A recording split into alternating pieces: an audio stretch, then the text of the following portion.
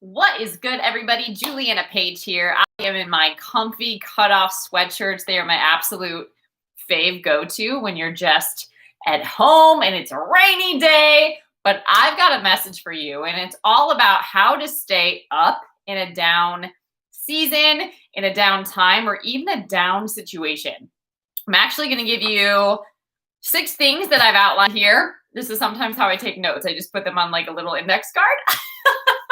But I'm going to download it to you to hopefully help you in your situation. So this is not a foolproof recipe. I recommend that you find what your recipe is, and that might change seasonally and it might change by situation. But the idea is to find a recipe that works for you and work it. So these are some of the things that I found make a huge difference when I am intentionally focusing on being positive, in staying in an energy that is uplifting, that is inspiring, that is motivating, that really allows me to thrive when it would seem like I shouldn't be, right?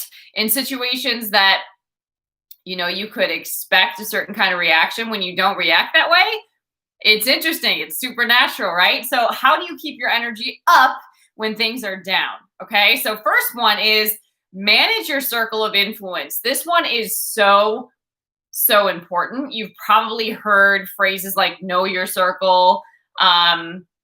However, it's a really, really big deal. And if you don't manage your circle of influence, you might have people speaking some really negative and heavy things into your spirit.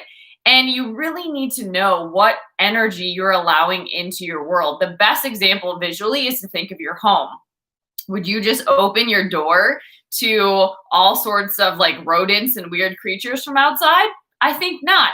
Would you just open your door so somebody could come in and steal all your valuables? I don't think so, right? Like, you guard the gates of what's valuable to you, and your soul should absolutely be valuable. You should guard what is getting planted in your mind. You should guard what it is that you're listening to and what it is that you're watching, or what you're allowing to get planted in your heart. That is something that you guard, right? Because if you don't, you might not be aware of the emotional energy that other people are dealing with. Are they emotionally healthy? What is their energy like? And if you just willingly invite that into your space, you might not even be dealing with your own stuff sometimes. It might just be who you're surrounding yourself with. So that one is really, really important. Recognize the people that are in your life and how they are influencing you. How do you feel when you're around them? What are you thinking when you're around them? What are the experiences that they bring up for you? Think about that and manage it. Do what you need to do so that you can remain positive and healthy and secure no matter what. Okay? Not losing your mind is another way to say that.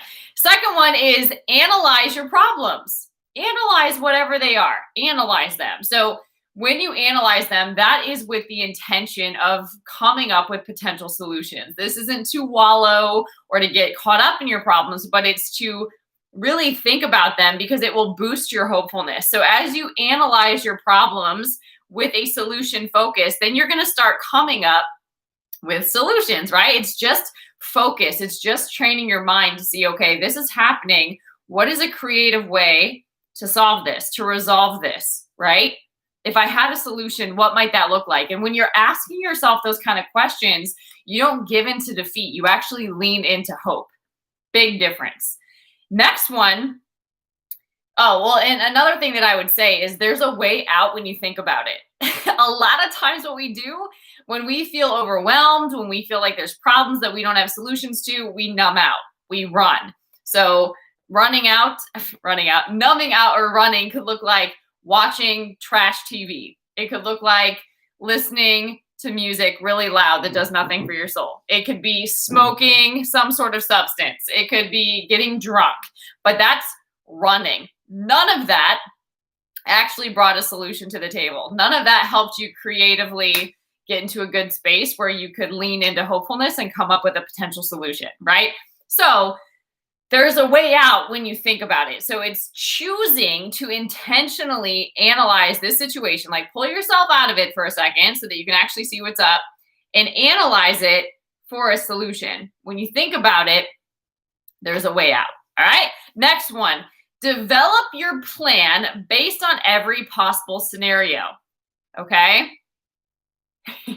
So these could be negative. Okay. But develop your plan of action based on every possible scenario. So when you think about this particular situation that you're facing, that you're in the midst of, what are all the scenarios? What are all the different ways that this could go? Even negative. Okay.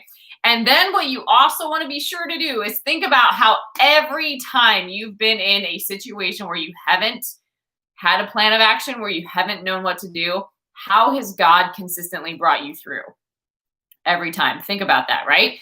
So thinking through a situation, even the negative ones, actually gives you confidence, okay? Because when you think through the scenarios and when you think through them with positive in mind, with possibilities, even the negative things, when you put negative into the mix as an option, you don't have these like rose-colored glasses on where you're naive to the fact that you could plan all you want, but still something negative could happen. But if you think through all those scenarios, you have confidence because you feel prepared for when you do actually have to face it.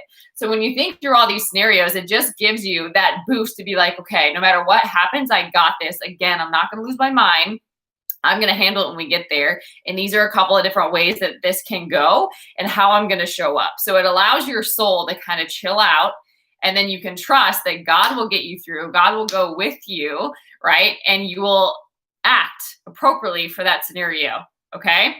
Next, invest your energy into helping others. Don't be a full-time taker, right? So a lot of times we just want to take, especially when we're feeling crummy. We just want to consume and we want to vent and we want people to feel sorry for us, and it's a hot friggin' mess. So invest your energy into helping others. Don't be a full-time taker. There's something so powerful. Specifically, there's something so powerful when you go and help people specifically in the area where you need help. It's profound. I don't even know. It's supernatural how that happens. But when you go out and help people in the areas that you need help, super profound. But you can't help people and not feel positive. Seriously. Next, educate your mind in the area that you're experiencing a challenge. Educate your mind about that. Get new knowledge, get new information. We can't always be looking to others for a bailout. We can't always expect other people to help us. Sometimes we just need to be self-aware, self-reflective, and go find what it is that we need to know and apply the knowledge to our life. So be resourceful. The world we live in right now has so many different means to get your hands on books, on content. It's everywhere. And if you just applied your focus for even 30 minutes, it'd be amazing what you could educate your mind with. And then lastly, prayer is what transfers positive energy. And when you engage God in prayer, God makes you invincible. So it just brings supernatural into a natural experience, situation, challenge. I would start with this one, to be real. I would start with this one because if you do prayer first, then that will give you a different insight, wisdom, discernment about your circle. When you think about that, it will give you new knowledge when you're analyzing your problems. It will help you develop your plan with divine guidance. It will help you invest your energy correctly because God will point you in the way that you should go. He will guide and establish your steps, right? And he will help transform you by the renewing of your mind. So I really do recommend starting with prayer. And that's also why we have Holy Spirit too. Sometimes we don't know what to pray, but Holy Spirit will intercede for us and help us. So those are some of my tips.